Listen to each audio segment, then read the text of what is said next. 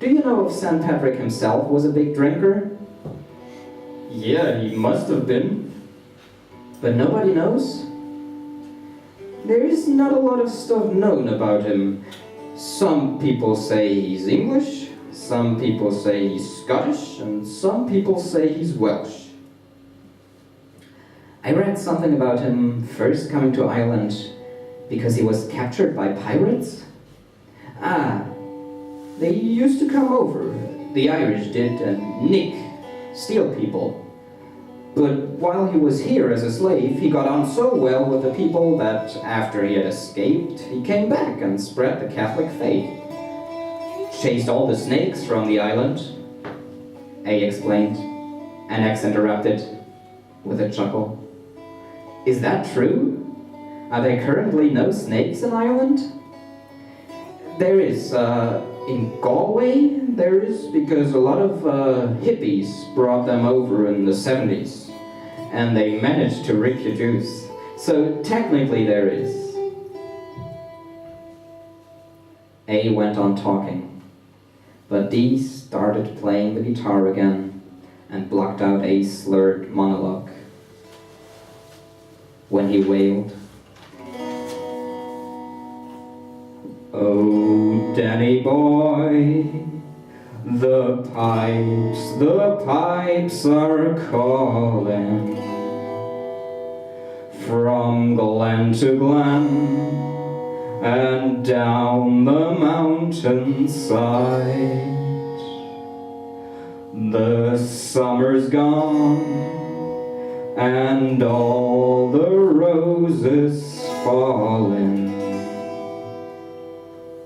When the doorbell rang, Dee got up in order to let in P, who had just gotten off his work in a nearby hotel. Still dressed in his fancy black bellboy uniform, he started to pace up and down through the kitchen, telling the rest about the insanity outside. At one point, the garter showed up at the hotel. I don't know what happened, but suddenly the place was swarming with police officers, P exclaimed, and then went on. A lot of drunk people in the bar, you know? People like 60 years old, 50 years old, 40 years old, getting drunk in the bar, you know? At the beginning, they are regular persons, and then at the end, they're just like zombies, you know? Dropping things, sorry. They lose their money. They're gonna pay and then they drop all their money, you know? We had a couple of Japanese people, and they're so innocent, man. They came very drunk. There was these 3 ladies and 2 men, and they were so drunk, so they start to order a lot of food, cake, dessert, and the bill was 71 euros. So they asked me for the bill, I throw the bill on the table, they put a 100 euro note and like 18 or almost 20 euros in coins. And she said, keep it, don't bring the change. And I was like, you sure? It's 71. Oh yeah, don't bring the change.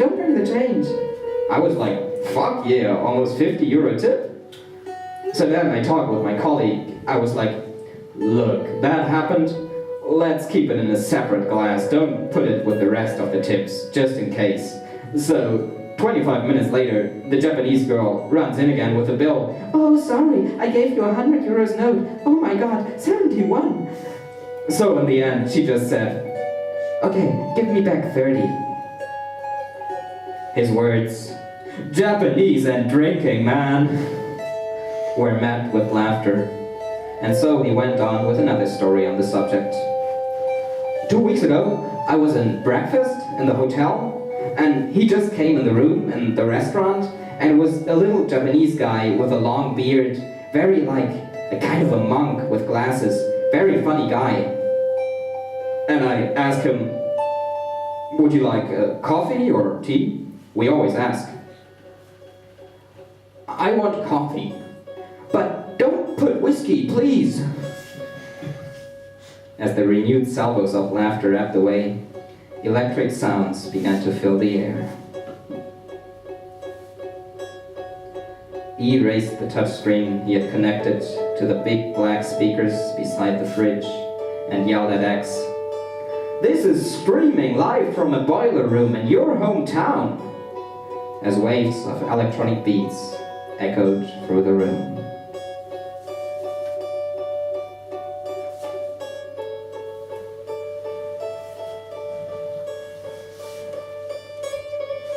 Suddenly, a girl stumbled past them and slipped on the wine-covered floor, landing right on X, her elbow buried in his ribs, her hips gliding down his knees.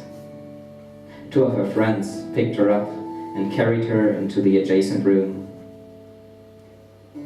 X turned to D and stuttered, "So you said I could crash on the couch if I miss my last bus? If so, how do I get out of this compound tomorrow morning to get to work?" "Oh, I get up around 6 a.m. I'll let you out." X looked over at the door to the living room and wondered where the intoxicated woman would spend the night. Suddenly, a voice in the music cried out, "So drink, drink, drink and be ill tonight, from the one you left behind, from the one you left behind, from the one you left behind, behind, behind, from the one you left behind." It sounded vaguely familiar, but over the noise from the table, he could not make out more of the lyrics.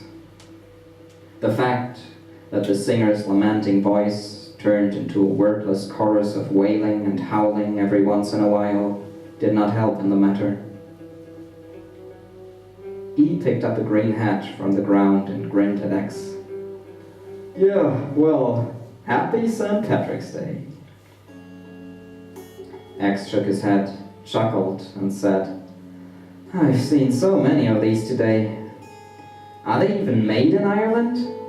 It says Ireland on that clover that's stitched on it, but inside does it have a little sticker saying Made in China in there?" He looked into the dark green hole and proclaimed, "Ha! Doesn't say anything." He handed the hat back to the girl in green beside him, and then said, "Well, we're heading out. Good night, man." After a procession of quick embraces, the room was suddenly empty, and X was left alone with the sounds of the washing machine, slowly drowning out the music. He hesitantly tiptoed into the darkened room to his right, and tried to make out the couches in the shadows at its other end. His eyes finally adjusted to the dim living room, and he let out a gasp of relief when he saw that only one of the two large sofas was occupied. He sank down in the other and covered himself with a thin blanket. Immediately, he got lost in the soft cushions, and although he vaguely recalled that he'd have to set an alarm clock in order to be able to get up in the morning to catch his bus out, he was no longer able to stretch out his arm and pick up the broken little touchscreen he had just dropped, together with his pants. Only when Dee stumbled back through the room and into the kitchen, X found the strength again to escape the dreams he had almost slipped into. And with a sigh, he got up and set his phone's alarm clock, hoping that he could trust the watch on the shattered screen.